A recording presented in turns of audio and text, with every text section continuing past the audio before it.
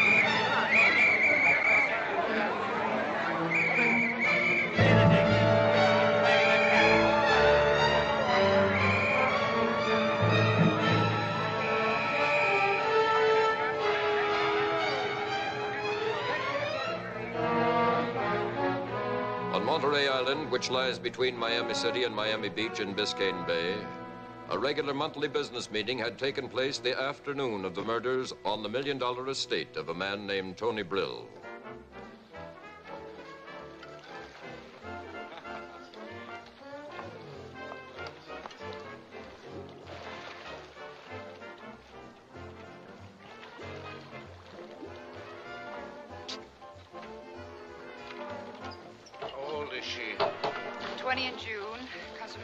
Father sells vacuum cleaners.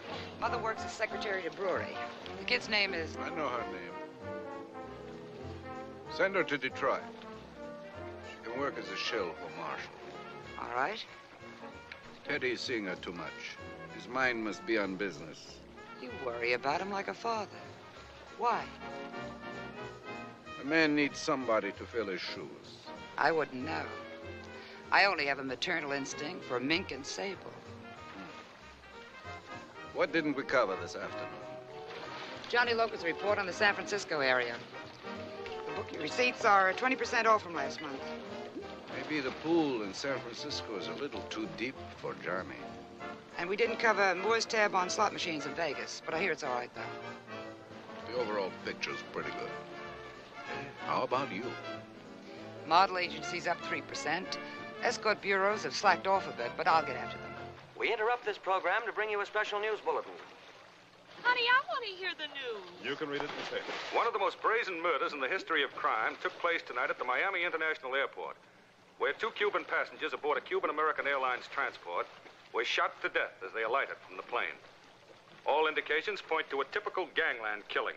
Police are starting an immediate investigation, though so far there are no witnesses. A statement is expected from Police Chief Bellman shortly. We will report any new developments as they occur. Back to Ronnie Sharp and his music. Thank you, Robert. Right, Tom. If there were trouble, we would have heard about it on the radio. There'd be no trouble. He has medals from the Army for his marksmanship. Did he ever show them to you? No. He saves those for the younger girls.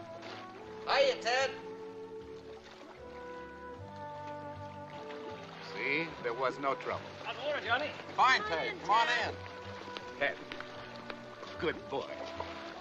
Bravo. Thanks, Tony. Everybody's having a good time. Meeting over already? Oh, just a couple of odds and ends to clean up. I don't think Havana will give us any more trouble. Hold on to your job at the airport for a couple of weeks. Till the heat's off, then quit. Oh, yes, Teddy, about this girl. I've been seeing too much of her, and I don't have that kind of time. Get rid of her. I like that boy. All that day, at Miami Police Headquarters, and into the night, Police Chief Bellman, capable head of the Miami force, conducted his investigation into the murder of the 2 Cubans at the airport. Come in, Max. Everyone employed at the airport is screened before he's hired. We double-checked. Nothing. Hi, Max. Well, what about the rest of the passenger list? All clean. No records. Well, stay with it, Simmons. Right, Chief.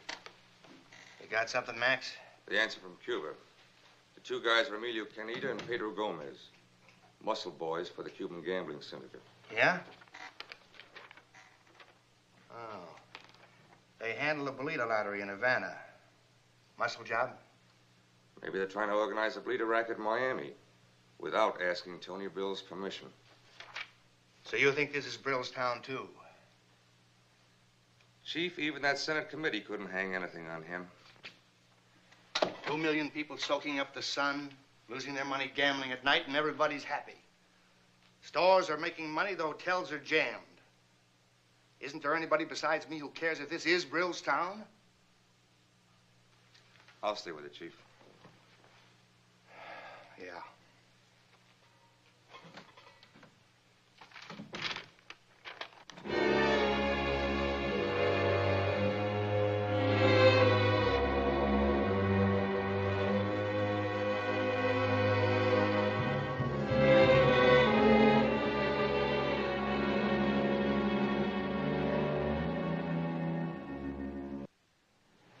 As a result of the editorial by Charles Earnshaw, a plan began to materialize. For not all of Miami's citizens were indifferent to the hold that crime had on their beautiful city. In the study of the Earnshaw home, the first meeting of the Committee of 5 was held. Each man had been chosen because of his outstanding civic leadership. Present besides Earnshaw were Juan Estanza, Cuban importer and exporter, Dennis Teller, owner of one of Miami's large department stores, Frank Alton, one of the directors of the Bar Association, and Clifton Staley of the Hotel Association. Mr. Earnshaw, in theory, your plan is good, commendable. But how should I say it? We are babies in the woods. What do we know of dealing with criminals? Oh, what we don't know, we can learn. That's theory, too. It's taken Tony Brill and his mob years to establish their business. It would take us just as long to stop them. You say Brill has tremendous influence. I think we have friends, too, Mr. Earnshaw. We can fight influence with influence. Well, gentlemen, this isn't a country club arrangement. If our identities become known, it could mean our lives, or the lives of our families. Whatever we do, we must use great discretion, the utmost secrecy. I'm a lawyer, Mr. Earnshaw. I believe only in facts. And the fact is, we have no direct weapon with which to fight Brill. Brill's weapons will be brass knuckles and guns. How do we fight those?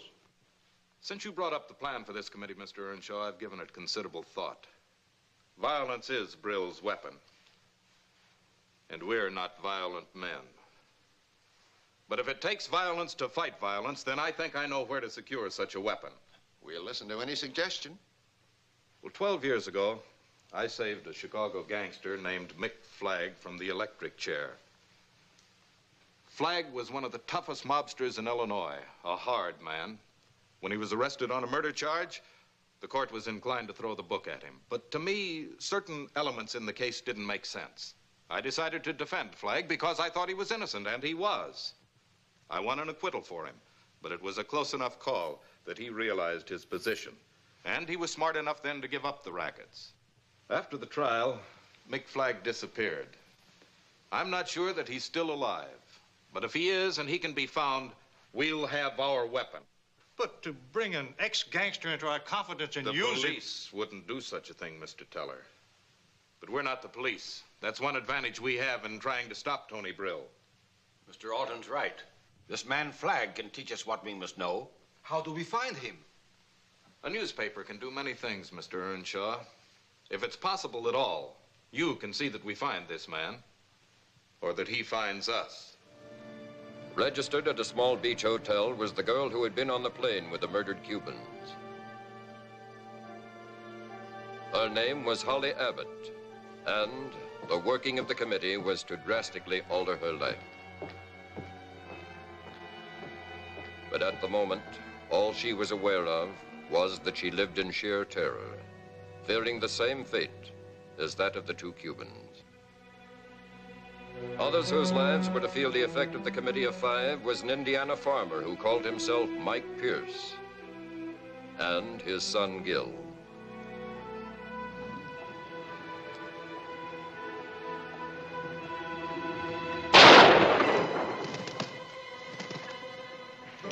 You got him, Pop! You got him! Hey, Rocky, wait for me!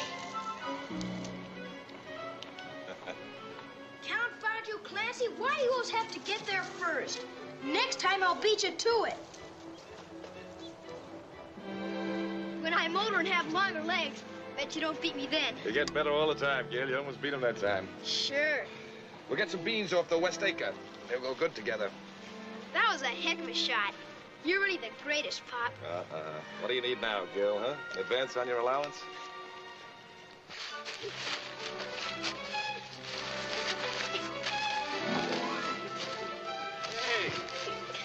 Hey, you two guys, cut it out. Come on, stop. Take it easy. Stop it. Wait a minute. Wait a minute. Gil, I thought Joey was your best friend. Yeah, I'll suck him in the nose. That's what... Whoa, take it easy, both of you. Now, what's this all about? Get him out of here. Get him out of here. All right, Joey, maybe you better go till I get this straightened out.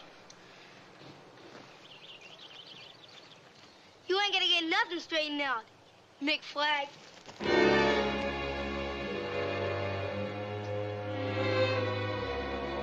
You heard that, Pop. He says your name is Mick Flagg. It's in the paper.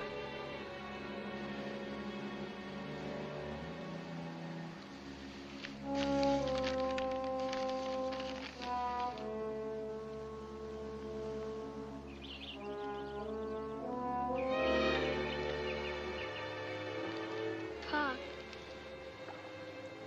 I called Joey a liar. He is, isn't he? The paper's a liar, too. Our name's Pierce. Everybody knows that. Gil, listen. That is your picture in the paper. Ain't it? Yes, son. Gil.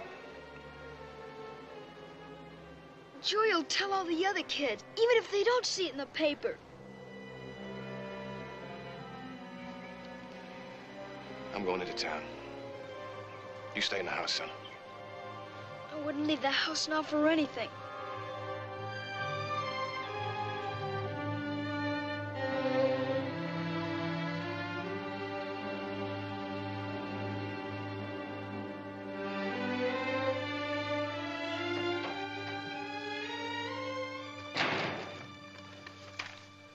Why did you run it, Harry? We buy that Sunday supplement from New York, just the way it is. We don't even print it here. You know what it's done to us, to me and Gil? I think I know. Why? Why do they do it? What's the idea? I'm a farmer now. They can't hang me for that. I can't tell you why, Mike, but it must be very important. They wouldn't even turn it over to the police for a routine check.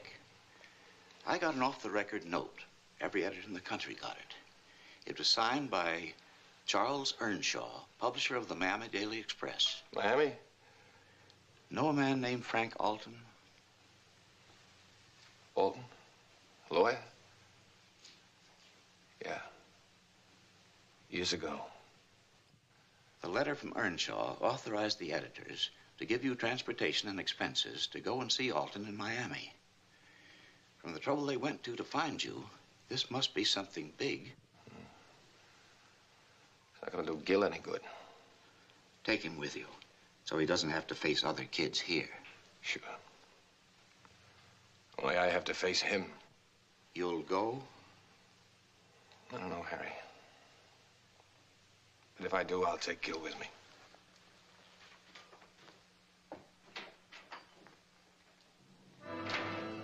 The next morning, Mick Flagg and his son, Gil, were on their way to Florida.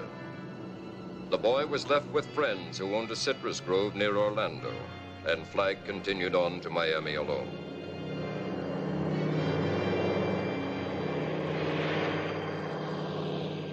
$50,000. $50,000. It's a lot of money, Mr. Flagg, but we don't want you to turn us down. You guys keep your identity secret, but I don't, isn't it? I'm supposed to be the lone patsy in this setup. No. Never get a chance to spend a dime of that $50,000. The money will be placed on deposit in your son's name, but we're not paying you to die. Maybe Brill won't know that. Now, this deal still boils down to who gets killed first. Tony Brill or me. If that's the way you look at it, we don't want you. Look, Brill's not that inaccessible. Any police officer could shoot him down. We want him alive in court, where we can prove to him and the rest of his kind that the law is stronger than they are. Grab him on a tax charge, anything. You know better. Brill's smarter than Capone was. He doesn't leave any loose ends. And as fast as our chief of police, Bellman, shuts down one of Brill's places, he opens up somewhere else. Bellman says the only way we can close up the entire R&L syndicate is to get the top man, Tony Brill. That's what he's waiting for. I'm not going to make a speech, but you've been around. Look, Mick, you know as well as I do what the mobs are doing today. How they're corrupting school kids, making them shills for all kinds of rackets, involving them in ways that couldn't be printed in a newspaper. You've got a lot of arguments. I've got one more. 12 years ago, you were tried on a murder charge because Tony Brill framed you. When'd you find that out? A lot has come out since Brill and his mob moved into Miami. Look, you can kick or gouge or hit below the belt, anything. Nobody will interfere. Bellman will back you up all the way. Who's Brill's checkman? Checkman. When gambling syndicates take checks at their tables, they never endorse them, and they cash them in out-of-state banks. Banks do business with these gamblers? Yeah, the bank doesn't know it, but usually one of their cashiers is on the syndicate's payroll. Checkmen may carry as much as $250,000 in checks. Very interesting. You giving us a lesson or an answer? You know what Brill did to me. You know what that newspaper story did to my boy. Is there any other answer? If you can arrange for a talk with your police chief, I'll find out who Brill's checkman is myself. Thank you, Mr. Flagg. I'll take care of everything. You'll have all the cash you need to work with, and Mr. Staley will arrange for your hotel suite. Okay. Mick. Thanks. You saved my life once. Maybe it's a good thing you saved it for something like this. I only hope I live long enough to see how it all turns out.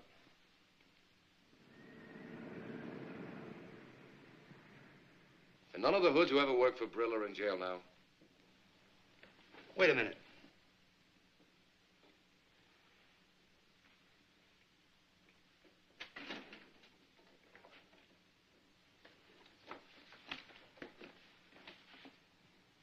Mott, Louis Mott. He was a bookie for the Brill mob, but they made him the goat in a big operation. He's the only one serving time. Spring him. And make it seem like I'm the one with the influence. I want him to be more scared of me than he is of Brill. Louis will be all yours. Send him to my hotel.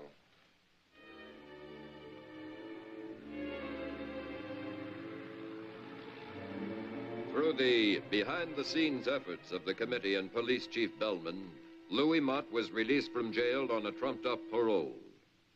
You're out of jail, Mott. What are you worried about? Mr. Flagg, I was paroled. I never even applied for no parole. I know how things are with you and Brill, and I need good men who hate Tony, so you're out. Please, Mr. Flagg. That's a lot about me hating Brill. Look, Mott, I'll tell you once, and that's all. I'm moving in on the R&L. Brill is finished. Finished? Yeah. You want a good spot in my setup? You tell me what I want to know. Such as? Who's Brill's check man? Oh, please, Mr. Flagg, I ain't no pigeon. Get out. In an hour, you'll be back in jail. Please, Mr. Flagg, please. You mustn't say such things. Not even joking. Who is he? Delacourt. The kid. Ted Delacourt's his name. He's a killer, Mr. Flagg. But you mustn't ever Nobody's gonna hurt any of my boys, Louis. Tell me, Delacourt do that job at the airport? I don't know, but it figures. He does all of Brill's dirty work. But if he ever found out that I was the one, he'd step on me like I was a mosquito, maybe. You're through being a mosquito. Here, get yourself some clothes, expensive ones. I want my boys to look good. Edith, this reminds me of the days when Get yourself a room downstairs. I'll call you when I need you. Thanks, Mr. Flagg. I'll be waiting.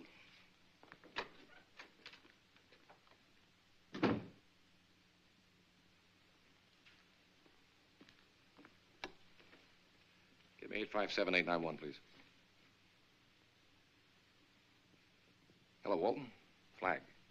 Okay, I'm ready to let Brill know I'm in Miami. Have Earnshaw run a story and hint that I'm in back of that Cuban gang. Yeah, I want to be tied up with those two who were killed at the airport. He'll try to kill you, too. He'll have to ask questions first. Tell the Stans I want 5 or 6 Cuban detectives, good ones, who won't be afraid to work with me. Bellman could give you the man. No. The R&L probably has a tab on every man on the Miami force. Besides, I want real Cubans. Brill must think that they're part of my mob. Yeah. Now, look, Brill has a man by the name of Delacourt. Delacourt. Tell Chief Bellman I want a 24-hour tail on him. Let me know the minute he tries to leave town. He's the check man.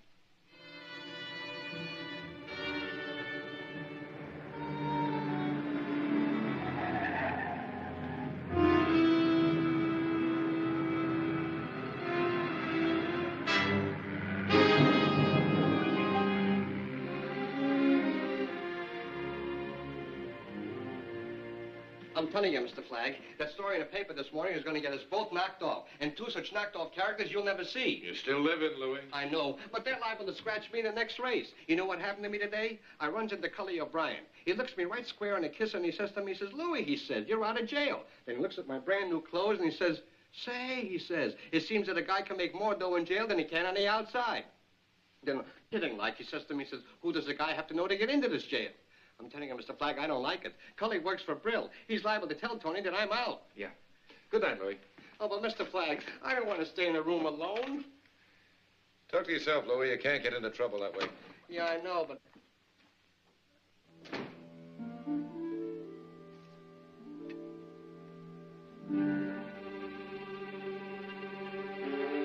Stay right there, Mr. Flagg.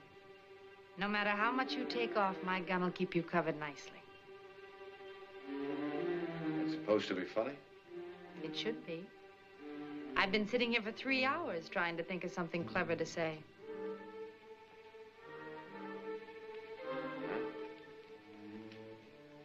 Now you said it, what do you want?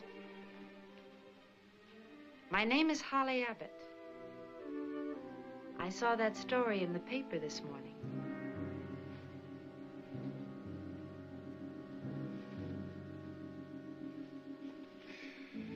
You wouldn't need that gun to make me talk to you. I'll keep it just the same. Until I find out whether that story is true or not. You don't recognize my name? Should I? You should. Gomez and Canita were friends of mine in Havana. You know lots of names, don't you, kid? Maybe you're taking a big chance spilling them to me. Only if you're a phony. That's one of the chances I'll have to take.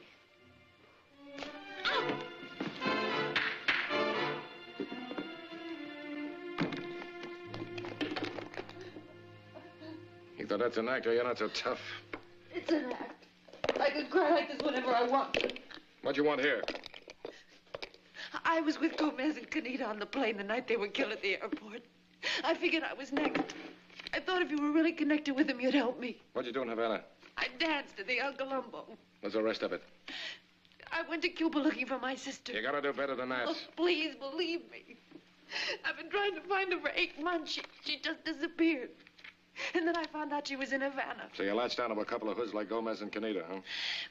I found out they'd known my sister, but that she'd left for a better job here. When Gomez said he had to go to Miami, he said I could come along. He'd help me locate her. He'd been trying to date me for a long time. He thought this was it. And all he got was a slug in the head. You don't believe any of it, do you? No, I don't. If Tony Brill wants to find out what I'm doing here, tell him to ask me himself. I didn't lie to you. I'm not very good at shooting people, so it took all the courage I had to come up here tonight. I won't bother you again. You ever do any gambling? I know my way around a crap table.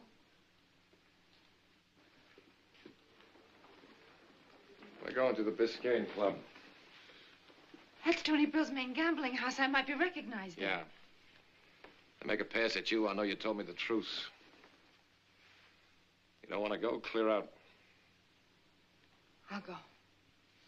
Where you staying? The Riviera Plaza. All right, we'll stop by there. You can change that dress for something that'll make them notice you. Let's go.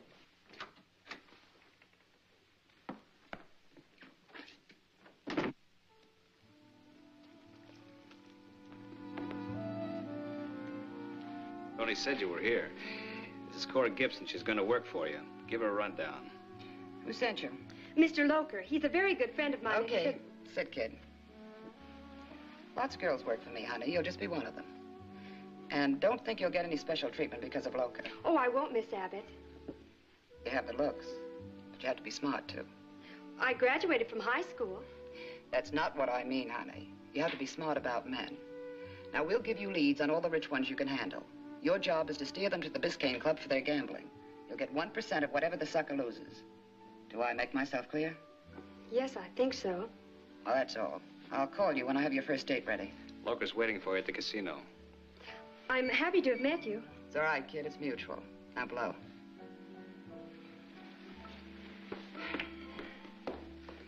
Can't Johnny dig them up any younger? This one is practically middle-aged. You know, the young ones bring in the biggest suckers. Yeah. Wonder what kind of a family a child like that comes from.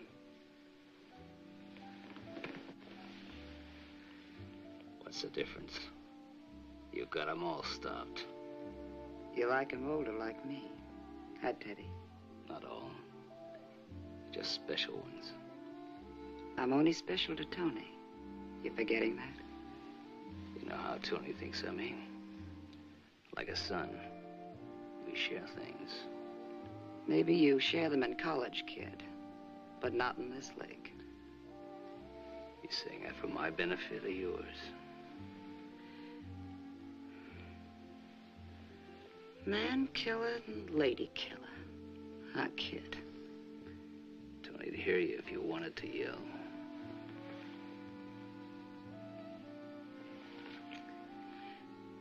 You're not going to grow up at my expense, kid. Someday you may be top boy. If I'm not too old. See me then. You won't be too old.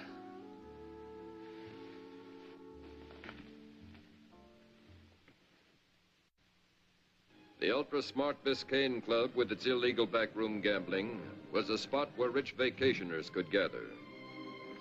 Each winter season, the club showed a profit of well over $3,500,000 because the crooked tables and dealers could control losses.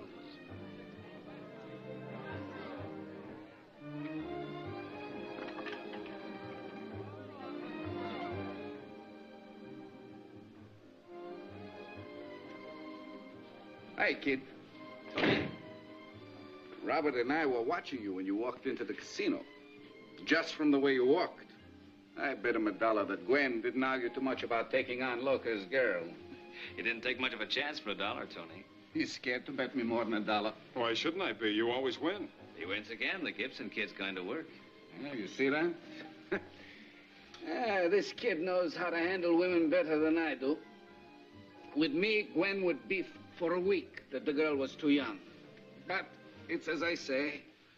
If they're big enough to wear a fur coat for some rich sucker, they're old enough. Catch me on the other side. Robert. Yes, Tom. Be a good fella. Take a look. See how things are going. Right, Tom. You walked through that casino like you were a king or something. College did you good, Teddy. You know you're better than they are down there. Don't you know you're better? Well, nobody's better than Tony Brill, even if they think they are. A little higher up there. Higher.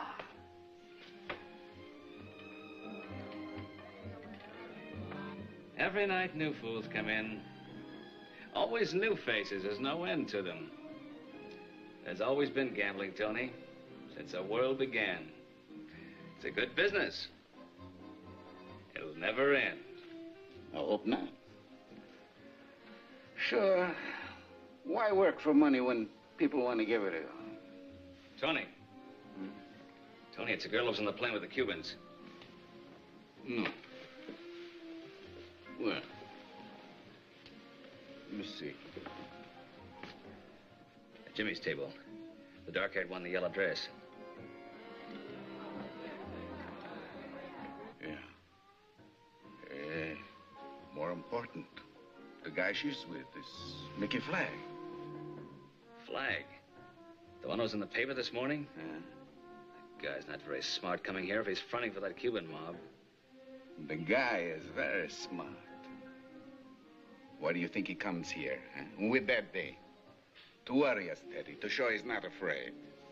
Is that supposed to bother us? Well, we find out, huh?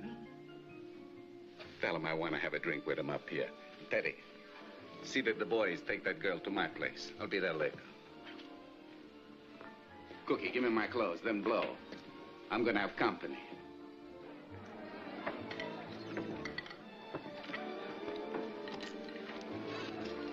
Flagg, regards for you from Mr. Brill.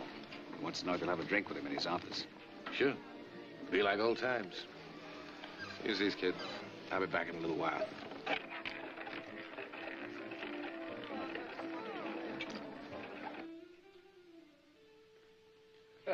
Mickey Flagg.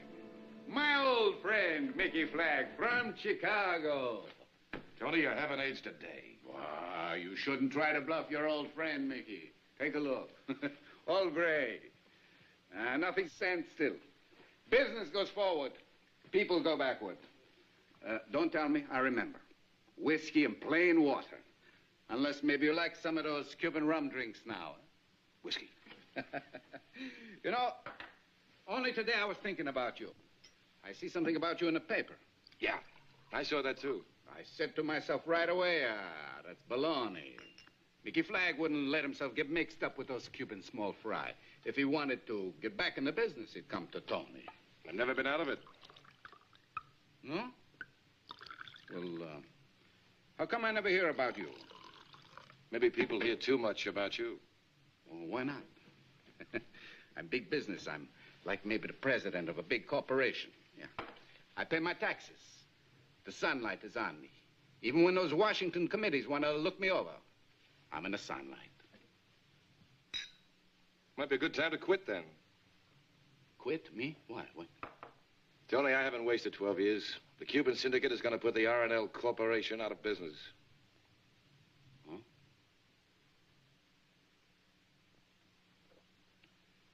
You shouldn't try to bluff your old friend, Mickey.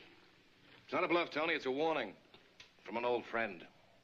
We're moving into Miami. We've got the influence. Don't try to stop us. We got 2 of your boys already. So you're 2 up on me. You think those 2 big bolita pushers can shove Tony Brill around? Come here.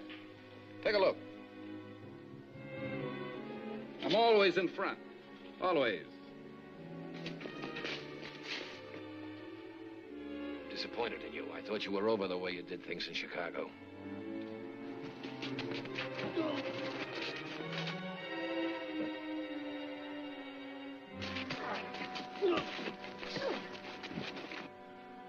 I'm putting on a show for you. It wouldn't be polite for you not to watch.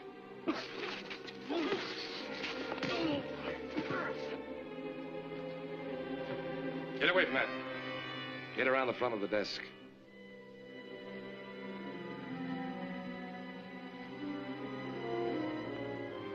The kid will get you first. He doesn't miss.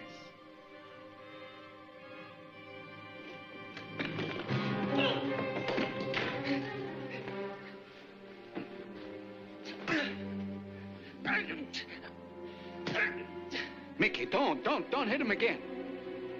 Sure, Tony. I don't want to kill him.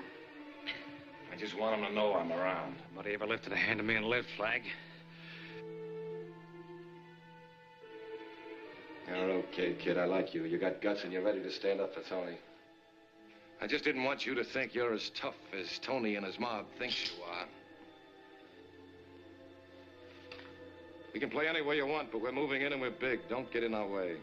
No, I know I'm gonna kill you sometime. Your face is pretty. Could get to look like it was caught in a meat grinder. Night, Tony. Next time, come around to my place for a drink.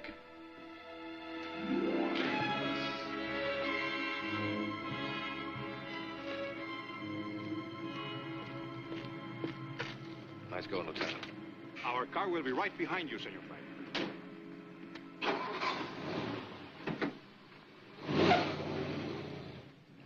Now, do you believe what I told you? I know this much. You're in this thing up to your ears. I'm getting you an apartment adjoining mine. I might have guessed that. You weren't so coy with Gomez. I told you why. Your reason hasn't changed, has it? You move tonight. It's the only way I can think to keep you from getting killed.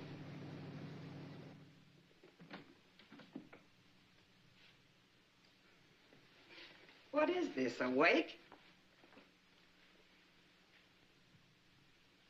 Take a look.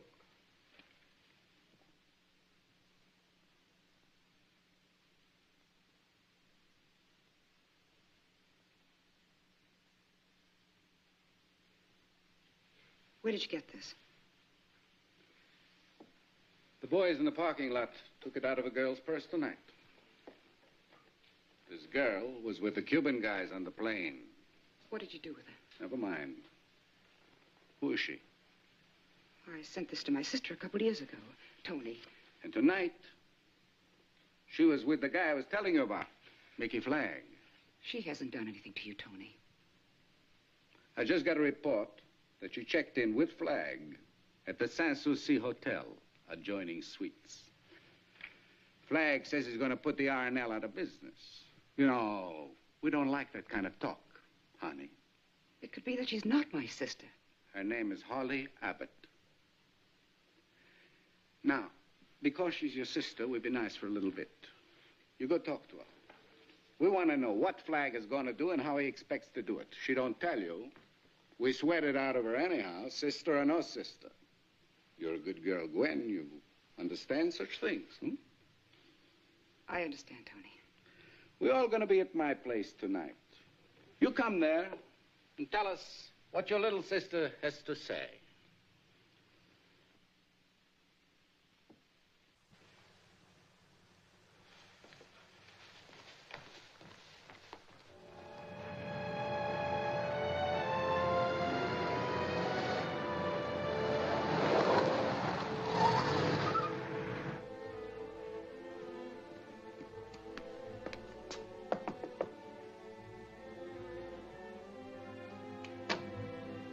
Who is it? It's Gwen, Holly. Gwen. Oh, Gwen. Oh, I've been looking so long. So is a sister on a square. Come in, come in.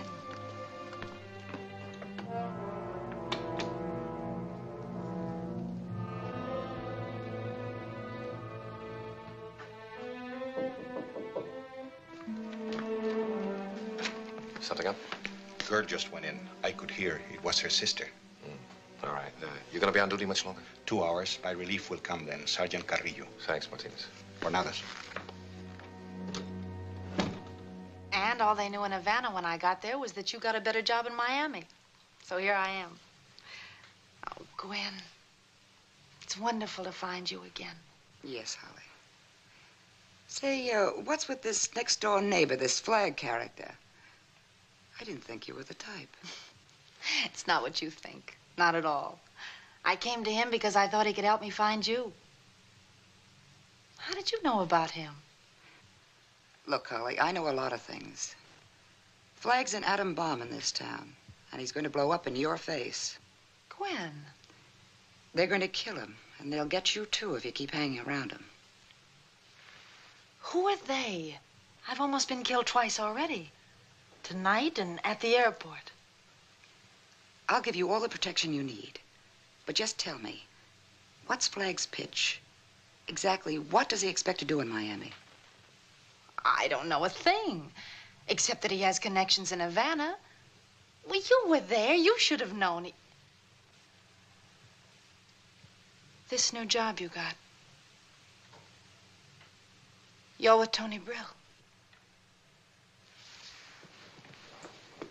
Look, kid, don't go rocking the boat. Aren't you? Look at me.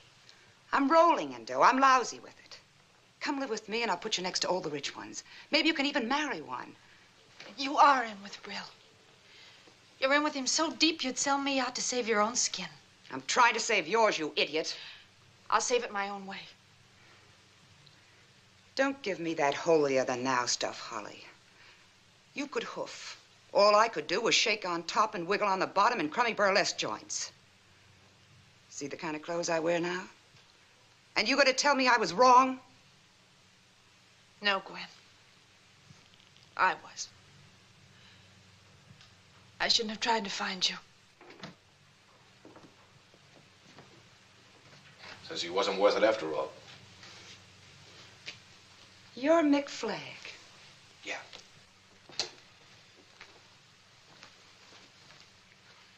Yeah, I'm Flagg. And since you're coming here as Tony's answer to what I told him tonight, you can go back and tell him the Biscayne Club will be closed down by the weekend unless he stays out of my way. Are you out of your mind? Just tell him, that's all. Holly. Goodbye, Gwen.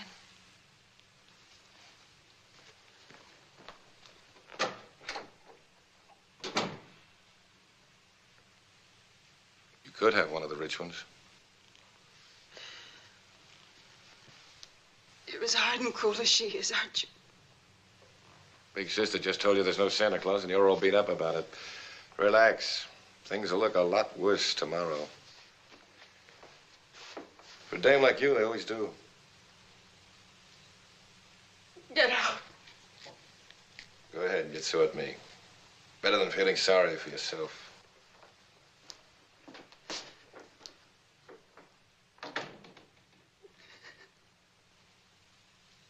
Before he left the hotel, Mick Flagg called an emergency meeting with the committee at Earnshaw's home.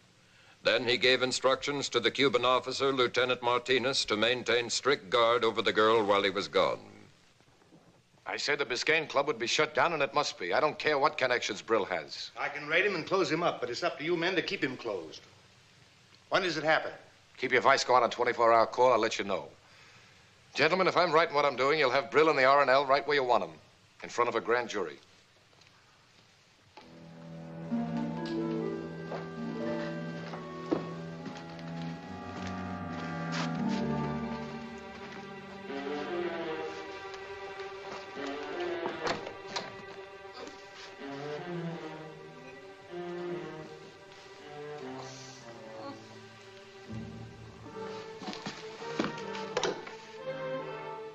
Get a doctor up here, quick.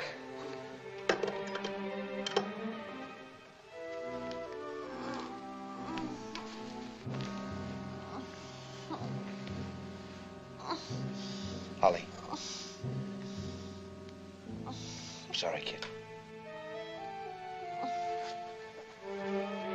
Lieutenant Martinez, with a skull fracture, was the more seriously injured of the two. Holly Abbott suffered a concussion. but was able to talk later in her room at the Jackson Memorial Hospital.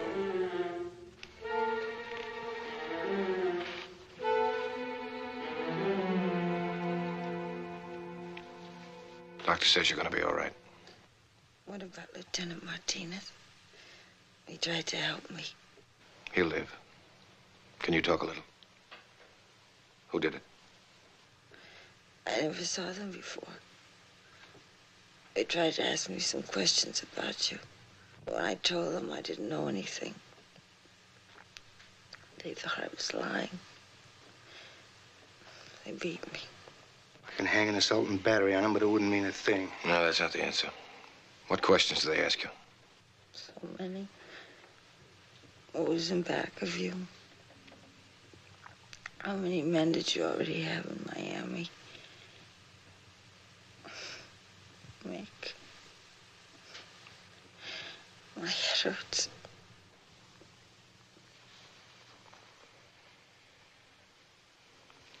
You better leave her alone.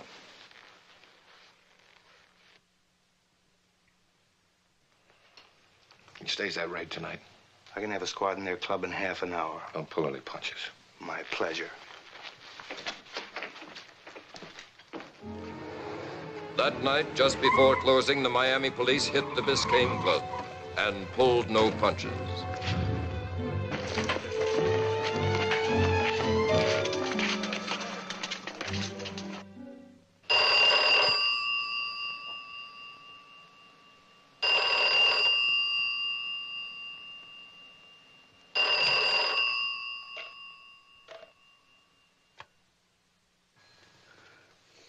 Yeah. This is Flagg. You wouldn't listen to me, Tony. Instead, you had to take it out on a girl who wasn't bothering you. Now I'm going to chase you out of Miami. The Biscayne Club is being smashed while I'm talking to you. Flagg. Look, nobody pushes me around. Flagg.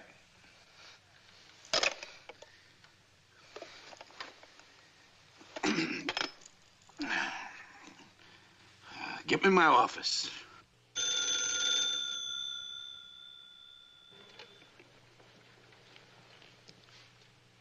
This is Police Chief Bellman.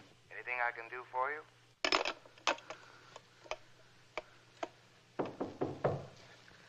Yeah, what do you want? It's me, Teddy.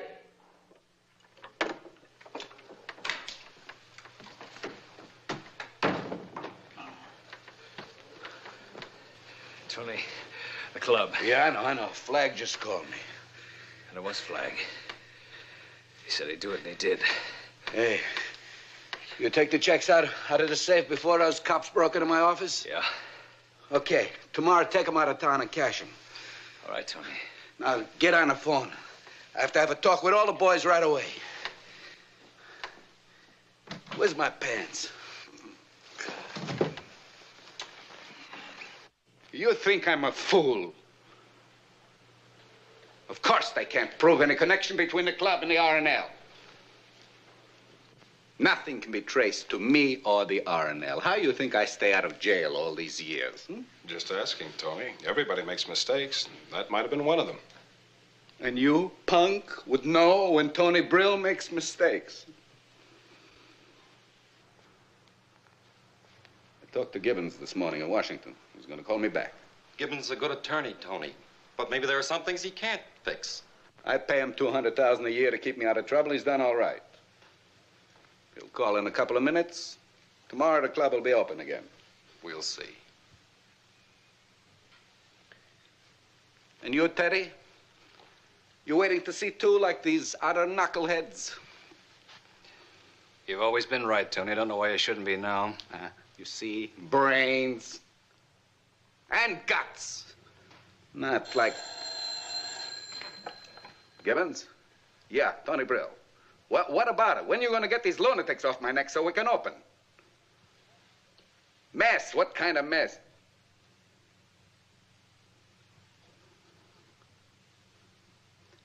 Listen, Paul. I don't pay you $200,000 a year to give me alibis. Bad news? The heat's on up there in Washington, and he says the whole business started down here in Florida. Flagg was able to do all that? It's not healthy, Tony. Not when he could put the squeeze on that big. Listen, you annoy me. So now you all think poor Tony, huh? You don't know what to do with trouble when it comes. Maybe Tony's getting too old, huh? You punks.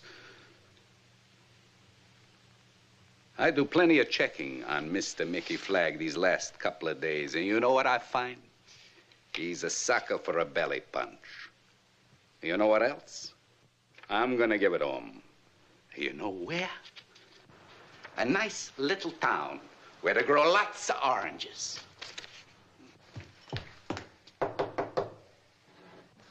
Let me in, Mr. Flagg. I tell you, I'm so nervous, I'm shaking.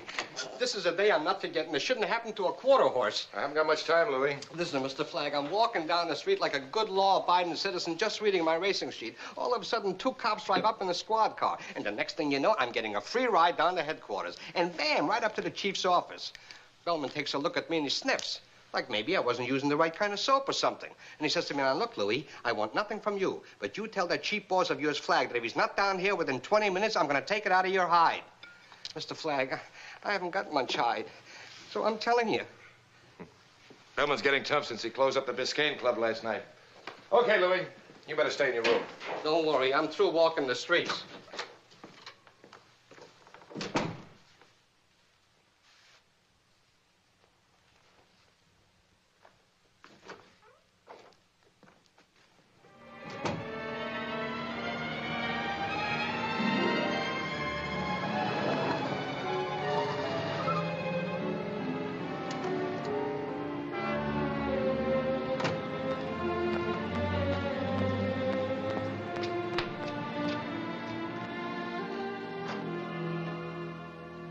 I had to get you here, Flagg.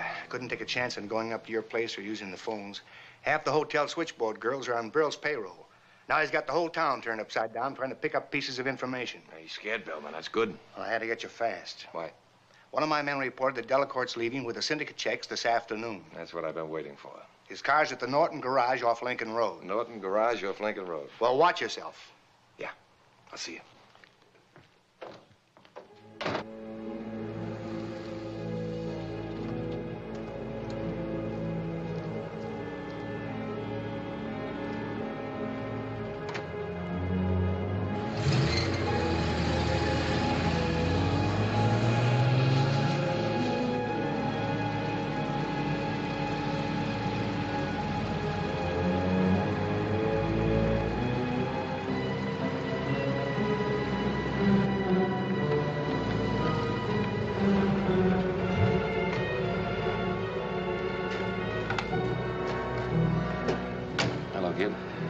You like practical jokes, Flagg. Lots of laughs when you get to know me. The lights changed.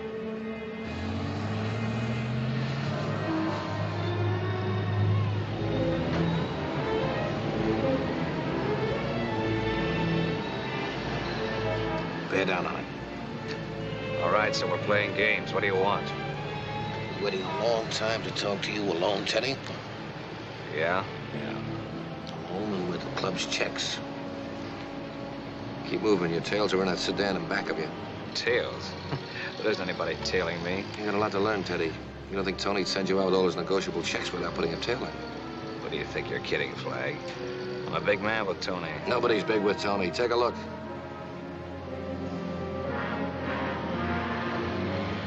Never seen those guys before in my life. Yeah, they've seen you. That's what counts with your boss. Get out on Highway 27. I want to get those eggheads out in the open.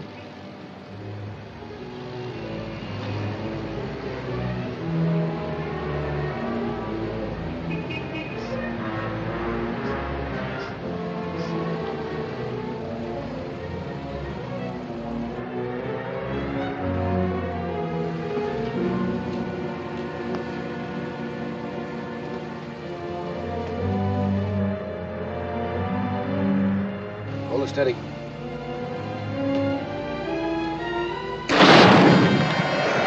Back her up.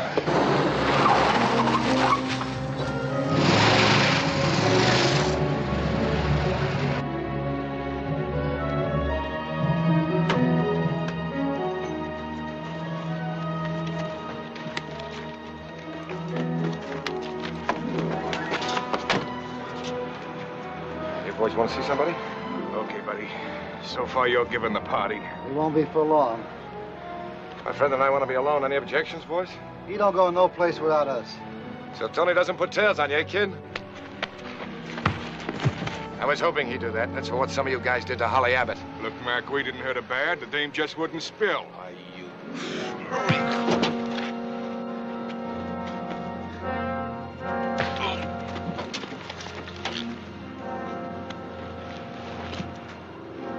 All right, Teddy, now we can talk. Let's head back to town. I heard you were smart, Teddy. Just how smart? Nothing I do gives me bad dreams. Smart enough. Those checks you're carrying, how much they worth? About 300,000. Why? How'd you like to keep 100 grand of it? What? 100,000 in your pocket. The rest you use to start a Bolita game covering the state. You handle Bolita right, I'll put you in charge of everything in Florida. You'll be top boy, Teddy. Brill will be out, you'll be in. Just how much of this am I supposed to swallow? You better take a full dose of it, kid, if you want to stay alive. Remember, I could have killed you once before. I went to a lot of trouble to recommend you to the Cuban boys. They know you held a gun at the airport. They wanted you knocked out, but I told them you could be valuable to us. The more valuable you are, the longer you're going to be around. But I know you can deliver all you say. You knew it last night when the cops closed up the Biscayne Club for me. Tony wouldn't sit still for that. Get to me and have me killed. No. You're going to kill him first. Kill him? You're crazy. He trusts you, kid. You could walk right up to him. Tony always said you're going to have his spot when he was through. This way, you won't have to wait so long. Just give me a lot of breaks, Flagg. I thought you never had bad dreams. I need gas. You're stalling. I have to have time to think. All right, just long enough to get gas.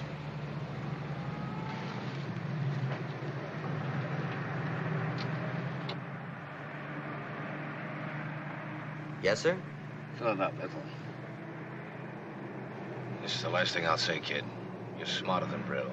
You can have anything you want, or anyone. You're not giving me much choice. I'm glad you realized it, Teddy. If you can't beat him, you join him. The boys in Cuba will be glad to know what side you're on now.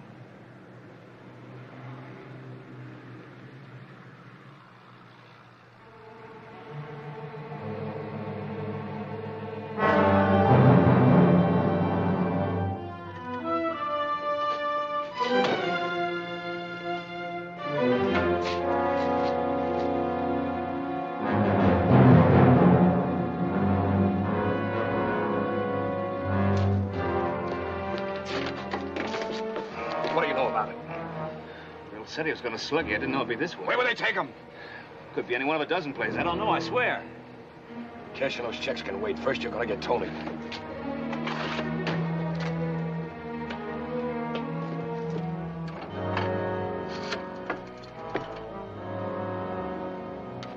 Now, 185-8913.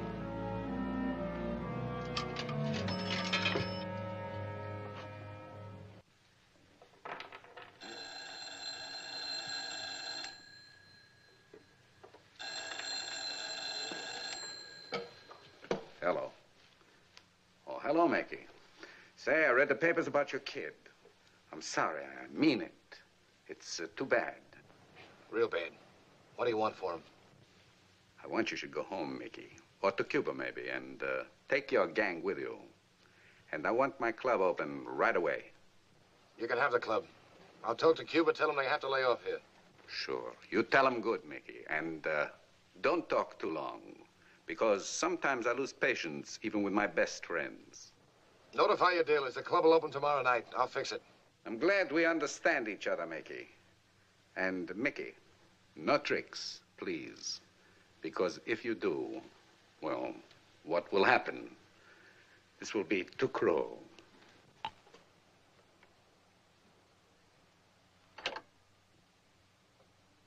Deal 'em up.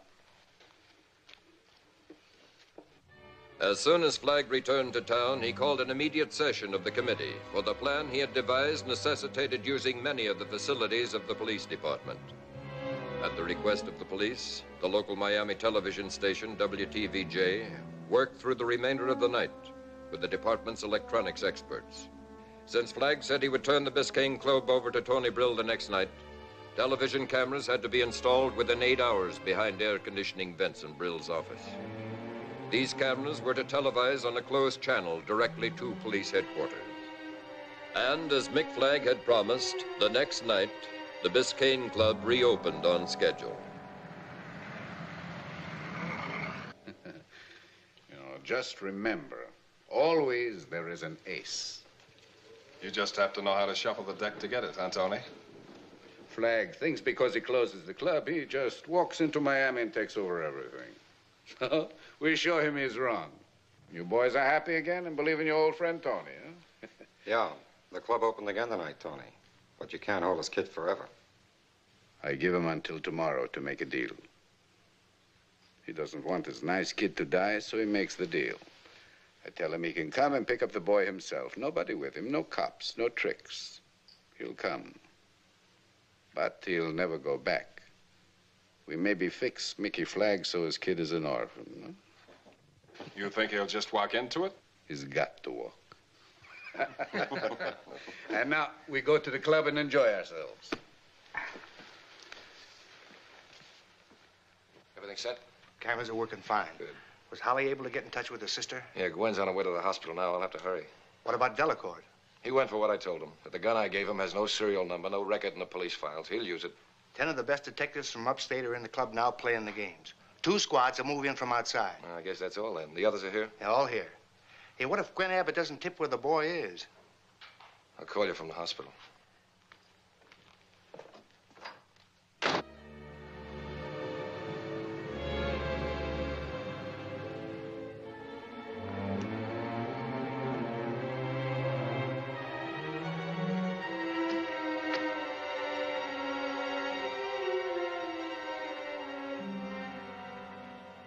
You said you had a lot to talk over with me, Holly. I hope it means you've come to your senses. That all you have to say after what Brill's men did to me? You walked into it yourself. I warned you. I took a chance coming here. And if all you wanted was to show me your bruises, I'm leaving. When did it happen? When did you get like that? So long, Holly. Wait a minute. I didn't ask you to come here to talk about me. It's Mick Flagg's boy. Where is he? Who says I know anything about it? Mick knows. He's coming here to see you. Gwen, tell him where the boy is. Get this through your head, kid. I'm nothing but a wheel in the R&L. And wheels don't have a brain and they don't have a heart. So you can stop trying. What'd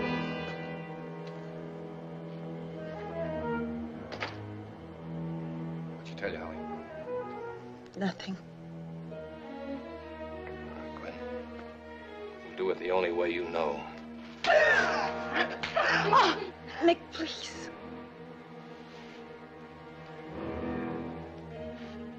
You're a sister. I'll give you a break. I'll give you a little break, Gwen. Tomorrow there won't be any more R&L. Before the night is over, Brill and his mob will be in jail where I put him. The R&L is going to go up in front of a grand jury. Maybe you'd like that jury to know you stopped my boy from being killed. Maybe you'd like them to think a little more kindly of a dame who owns a couple of hundred other dames. I said owned them. Pal, you're blowing a fuse. When I have to be, I'm deaf, dumb, and blind. You jerk! Get her out of here! You dumb jerk! Get me police headquarters. Mick? I'll talk to you later, kid. Yeah, Chief Bellman. Bellman speaking. Bellman, this is Flagg. Anything happened at the club yet? No, nothing. All right, when it does, I want you to let Brill get away. What? Do you know what you're saying, Flagg? Look, I've stuck my chin out as far as it goes for you guys. Now it's your chance. Gwen Abbott clammed up about the boy. Okay. Brill said he'd kill the kid if he had to, and he'll do it. I want you to let Brill get away so he'll lead me to the boy. After that, I'll deliver him just the way I said I would. But first, I want this one break. All right, Mick. But if you let Brill get away from you tonight, the building's gonna cave in on all of us. Yeah, sure. Look, they got a couple of fast cars and a motor launch out there at the club. Cover all angles. I'm going out there now. And, Chief, thanks. If I don't get out of this, you'll be on your own. Good luck, baby.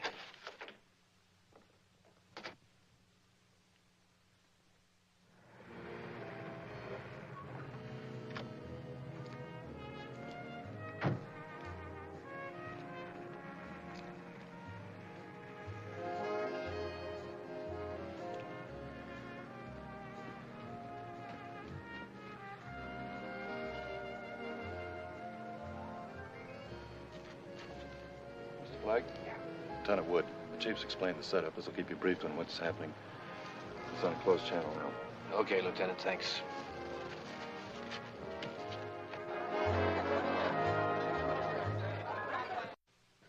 Look at that. It's just like nothing happened. Nothing. See those tables? The suckers are standing there 3 deep. Yeah, the less chance they got to win, the more they come. You know what I think? They don't like to win. It's warm in here. Hot, hot, hot. Maybe the customers just came for the air conditioning. Well, whatever they came for, get down there and make sure that everybody's happy. Sure, Tony. We want happy losers.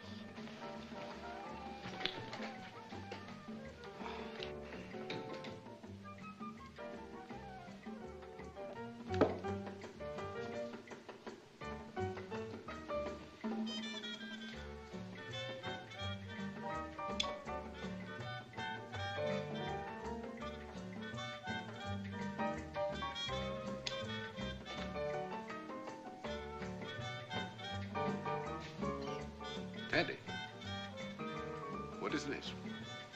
Why haven't you left with the checks?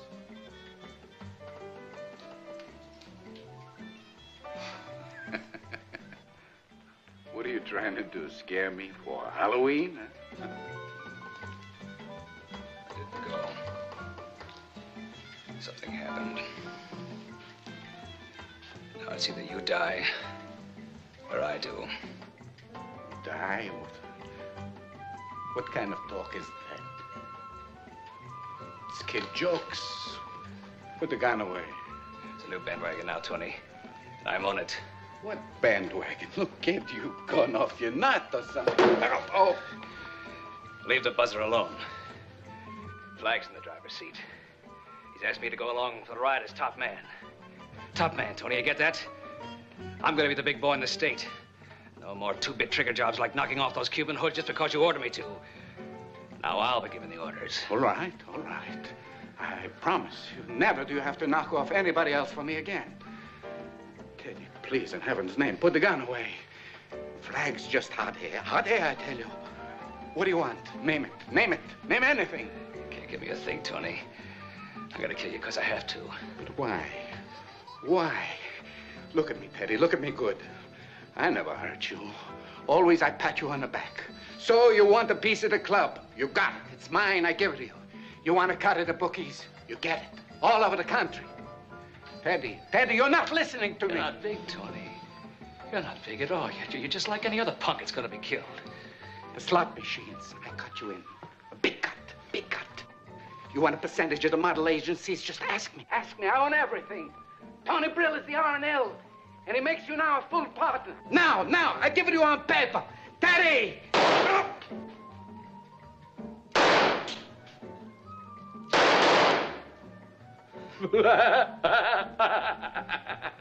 Blanks!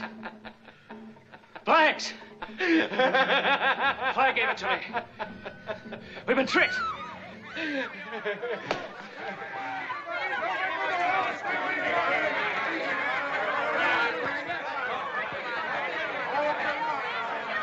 Cops. Tony, what are we gonna do?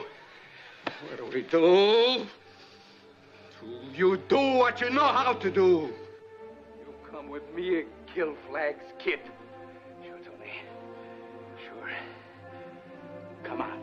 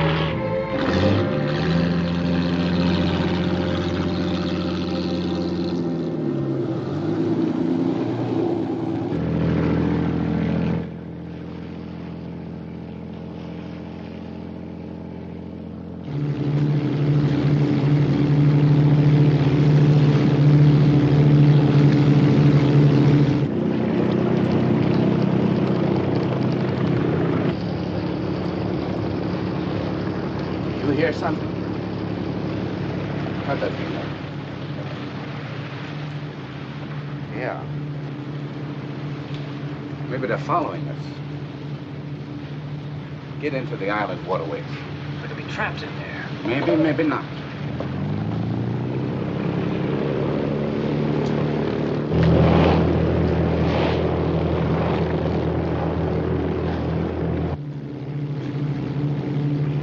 Brill's house isn't there, Mr. Flagg. You think it's where he's holding the boy? No, he wouldn't take that kind of a chance. They can outmaneuver us in these waterways, Mr. Flagg. Yeah? Well, they didn't come in here for no reason. Say, Chief Bellman told me Brill has a yacht. Hey, Tom, Monterey Island. Soon we finish our business with Mr. Mickey Flagg's son. Then we go to South America. Tony, I'm sorry about what happened. You're not sore? No, not sore. I think maybe I'm a little disappointed because it turned out to be a punk like everybody else. I'll get to my yacht quick, please.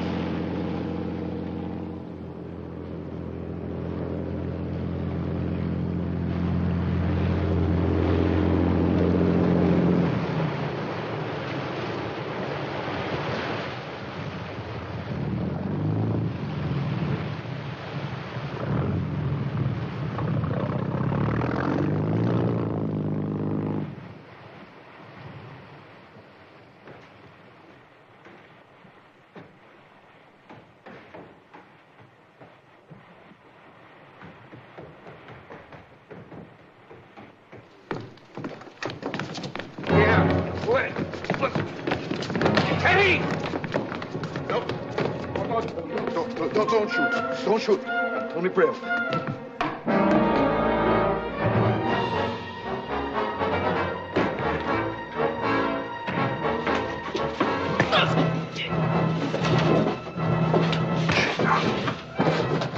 I said I'd kill you sometime, Flagg.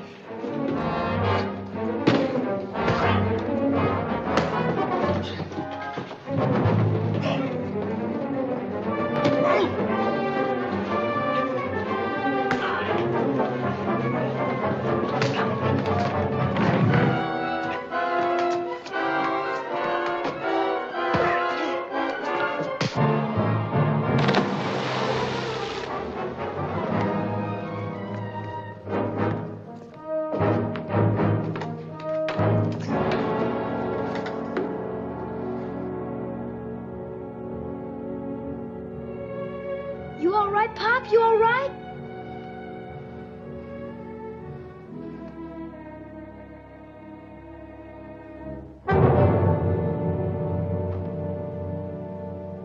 The clock turned back for Mick Flagg and his son. The boy was happy that his father was now a hero to the world. There was, however, one difference. Holly Abbott had come to visit Mick and Gil. She never left. And it was here on the Indiana farm that these three found peace together as a family.